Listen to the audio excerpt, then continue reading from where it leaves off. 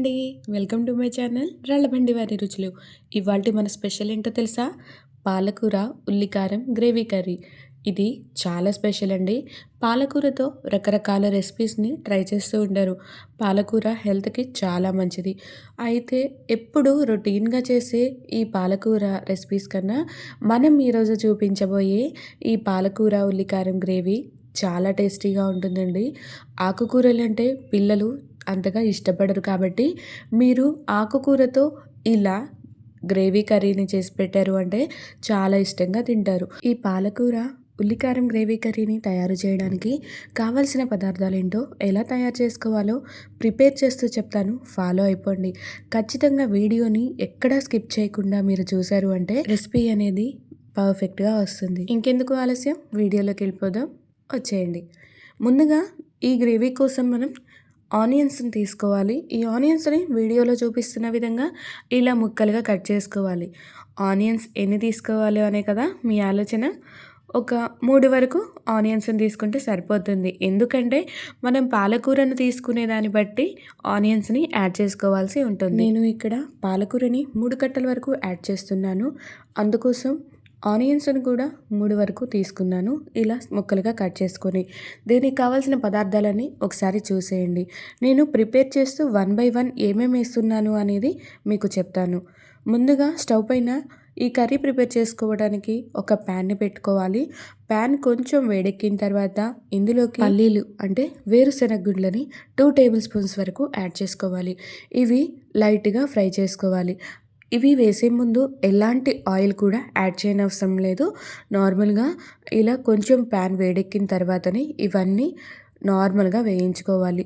తర్వాత ఇవి కొంచెం లైట్గా వేగాయి అనుకున్న టైంలో మనం ధనియాలను కూడా యాడ్ చేస్తున్నాము, 2 టేబుల్ స్పూన్స్ వరకు. ఇప్పుడు వీటిని కూడా లైట్గా ఫ్రై చేసుకుందాము. చూసారా, ధనియాలు కూడా లైట్గా ఫ్రై అయిపోయాయి. ఇప్పుడు ఇందులోకి ఎండుమిర్చిని సగంగా కట్ చేసి ముక్కలుగా వేసుకోవాలి. అయితే ఇక్కడ ఎండుమిర్చి వచ్చేసి నేను 5 to 6 అంటే 5 నుండి 6 వరకు తీసుకున్నాను. అలాగే 2 ఈనెల కరివేపాకుని కూడా ఇందులోకి యాడ్ చేసుకోవాలి. ఇప్పుడు దీని మొత్తాన్ని కూడా మనం ఇలా ఫ్రై చేసుకోవాలి. కానీ ఇవన్నీ వేయించేటప్పుడు వాటి యొక్క సువాసన చాలా బాగుందండి. మనం ఏదైనా రెసిపీ చేస్తున్నాము అని అంటే ఇల్లు మొత్తం కూడా ఇలాంటి సువాసనతో నిండిపోతే ఎంత బాగుంటుందో కదా. ఇంట్లో ఫ్యామిలీ మెంబర్స్ మొత్తం కూడా ఈ సువాసనకి ముగ్ధులై చూస్తుంటారనమాట. ఎప్పుడెప్పుడు వంట అయిపోతుందా, ఎప్పుడెప్పుడు తిందామా అని. అలా ఉంటుందన్నమాట మనం చేసే రెసిపీ యొక్క మాధుర్యం. అయ్యయ్యో, మీతో మాట్లాడుతూ 2 ఐటమ్స్ ఇందులో యాడ్ చేశాను. అవి చెప్పడానికి నాకు టైమే కుదరలేదు. చూసేయండి, మనం కరివేపాకు తర్వాత ఇందులో ఇంకో 2 యాడ్ చేసాం కదా, నువ్వులు ఇంకా జీలకర్ర. నువ్వులు వచ్చేసి 2 టీ స్పూన్స్ వరకు యాడ్ చేశాను. అలాగే జీలకర్ర వచ్చేసి 2 టీ స్పూన్స్ వరకు యాడ్ చేశాను. ఇప్పుడు వీటి మొత్తాన్ని కూడా ఇలా ఫ్రై చేసుకోవాలి. ఇలా నెమ్మదిగా ఫ్రై చేస్తూ ఉండే సమయంలోనే మనకి పూర్తిగా కలర్ చేంజ్ అయిపోతుంది. మొత్తం కూడా గోల్డెన్ కలర్లోకి వచ్చేస్తాయి అన్నమాట. ఇప్పుడు వీటి మొత్తాన్ని కూడా ఒక ప్లేట్లోకి తీసుకొని మనం చల్లారనివ్వాలి. చూడడానికి ఎంత కలర్ఫుల్గా ఉన్నాయో చూడండి. మొత్తం గోల్డెన్ కలర్లోకి చక్కగా వచ్చేసాయి. ఇప్పుడు వీటి మొత్తాన్ని పక్కన పెట్టుకొని తర్వాత మళ్ళీ స్టవ్ పైన ప్యాన్ పెట్టుకొని ప్యాన్లో ఒక 1.5 టీ స్పూన్ వరకు ఆయిల్ని యాడ్ చేసుకోవాలి. ఈ ఆయిల్లో మనం ముందుగా తరిగి పెట్టుకున్న ఆనియన్ ముక్కల్ని కూడా యాడ్ చేసుకోవాలి. చూసారా, ఉల్లిపాయలు నేను ఈ విధంగా కట్ చేశాను. 3 వరకు ఉల్లిపాయలను తీసుకున్నాను. ఇప్పుడు ఈ ముక్కలు మొత్తాన్ని కూడా లైట్గా ఫ్రై చేసుకోవాలి. వీడియోలో చూపిస్తున్నట్టుగా మీరు ముక్కలు మొత్తాన్ని కూడా ఫ్రై చేసుకోండి. అయితే మీకు ఒక చిన్న విషయం అండి, వీడియోని చూస్తున్నారు కానీ లైక్ చేయట్లేదు, అలానే షేర్ చేయట్లేదు. ఛానల్ని ప్లీజ్ సబ్స్క్రైబ్ చేసుకోండి. అలానే వీడియో మీకు నచ్చినట్లయితే చివరి వరకు చూసి ఒక చిన్న లైక్ ఇచ్చి ఛానల్ని సబ్స్క్రైబ్ చేసుకోవడం మాత్రం అస్సలు మర్చిపోవద్దండి. అలానే మీకు వీడియోలో చూపించే రెసిపీ మీకు నచ్చినట్లయితే మీ ఫ్రెండ్స్ అండ్ ఫ్యామిలీ మెంబర్స్కి ఈ వీడియోని తప్పకుండా షేర్ చేయండి. మీరిచ్చే ఈ సపోర్ట్ నాకు చాలా ఇంపార్టెంట్ ఛానల్ ముందుకెళ్ళడానికి, అలానే మరెన్నో రెసిపీస్ని మీకు పరిచయం చేయడానికి. ఇప్పుడు వీడియోలోకి వెళ్ళిపోదామండి. ఆనియన్ ముక్కలన్నీ కూడా వేగిపోయాయి. ఇప్పుడు వీటి మొత్తాన్ని కూడా ఒక ప్లేట్లోకి ఈ విధంగా తీసి పక్కన పెట్టుకోవాలి. తరువాత మళ్ళీ ఇదే ప్యాన్ని స్టవ్ మీద ఉంచుకొని దీనిలో 3 స్పూన్స్ వరకు ఆయిల్ని యాడ్ చేసుకుందాము. ఈ ఆయిల్ కొంచెం వేడెక్కిన తర్వాత ఇందులోకి ఎండుమిర్చిని 2 నుండి 3 వరకు ముక్కలుగా కట్ చేసి వేసుకోవాలి. చూసారు కదా, ఇలా ముక్కలుగా కట్ చేసి వేసుకోవాలి. ఇవి కొంచెం ఫ్రై అయిన తర్వాత ఇందులోకి పోపు దినుసుల్ని కూడా మనం యాడ్ చేసుకుందాము. పోపు దినుసులు అంటే అందరికీ తెలిసినవే కదా, శనగపప్పు, మినపప్పు, ఆవాలు, జీరా. ఇప్పుడు వీటి మొత్తాన్ని కూడా మనం గోల్డెన్ కలర్ వచ్చే విధంగా వేయించుకోవాలి. ఇలా పోపు దినుసులు మొత్తం కూడా లైట్‌గా వేగిపోతాయండి. మనకి గోల్డెన్ కలర్ రావాలన్నమాట. పోపు మొత్తం గోల్డెన్ కలర్‌లోకి వచ్చేలోపు ముందుగా మనం వేయించి పెట్టుకున్న దినుసులున్నాయి కదా, వాటి మొత్తాన్ని కూడా జార్‌లోకి సిద్ధం చేసుకోవాలి.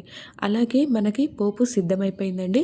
ఇప్పుడు ఇందులోకి 4 వరకు పచ్చిమిర్చిని తీసుకొని ఇలా మధ్యగా చీలికలుగా కట్ చేసి సన్నని ముక్కలుగా తరిగి పెట్టుకున్నాను.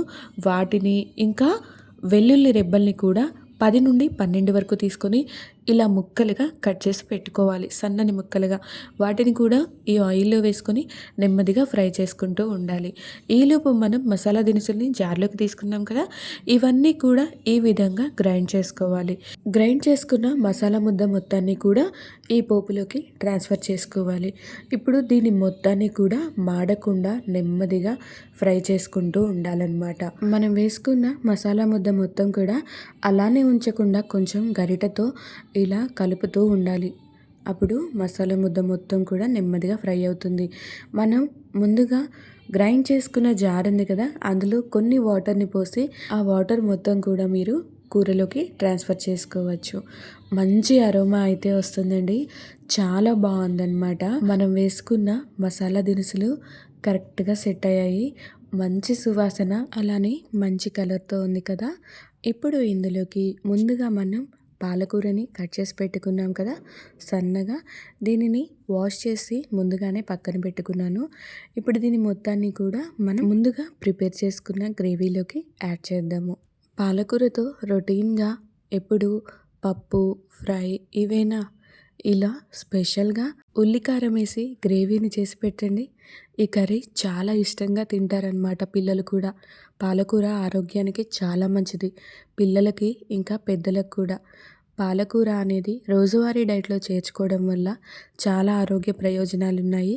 మీరు కూడా ఖచ్చితంగా పాలకూరతో ఇలా కర్రీని చేసుకొని మీ ఫ్యామిలీ మెంబర్స్కి రుచి చూపించండి.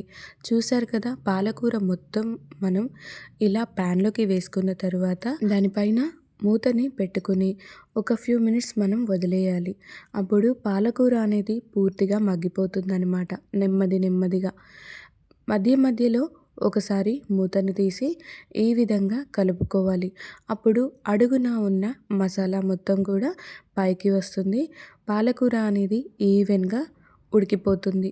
మూతను పెట్టి ఒక ఫ్యూ మినిట్స్ వదిలేసిన తర్వాత చూసారు కదా, పాలకూర అంతా కూడా పర్ఫెక్ట్గా మనకి ఉడికిపోయింది.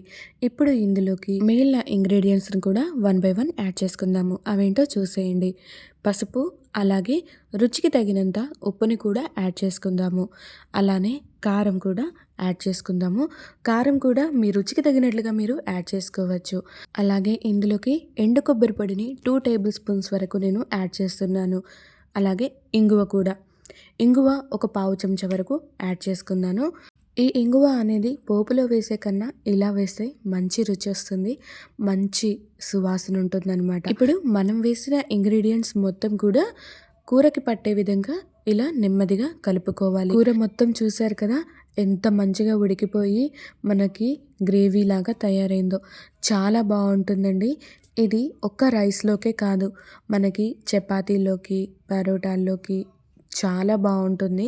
మీరు కూడా ఖచ్చితంగా ఒకసారి ఈ కర్రీని ప్రిపేర్ చేసుకొని మీ ఫ్యామిలీ మెంబర్స్కి అలానే పిల్లలకి తినిపించండి. పిల్లలైతే మాత్రం చాలా ఇష్టంగా తింటారండి, వాళ్ళ ఆరోగ్యానికి కూడా చాలా మంచిది. ఈ కర్రీలో మనం ఎంతో ఆరోగ్యకరమైన పాలకూరతో పాటు ఆనియన్స్‌ని కూడా యాడ్ చేసాం కాబట్టి ఆనియన్స్ కూడా ఆరోగ్యానికి చాలా మంచివండోయ్. అస్సలు మర్చిపోకుండా మీ ఇంట్లో ఇలా కర్రీని చేసి మీ ఫ్యామిలీ మెంబర్స్‌కి అలానే పిల్లలకి రుచి చూపించండి. పిల్లలైతే మళ్ళీ మళ్ళీ ఈ కర్రీని చేయమని మిమ్మల్ని అడుగుతూనే ఉంటారు. అంత రుచిగా ఉంటుంది. అంతగా ఇష్టపడతారనమాట. అంతేనండి, మనకి కూర సిద్ధమైపోయింది.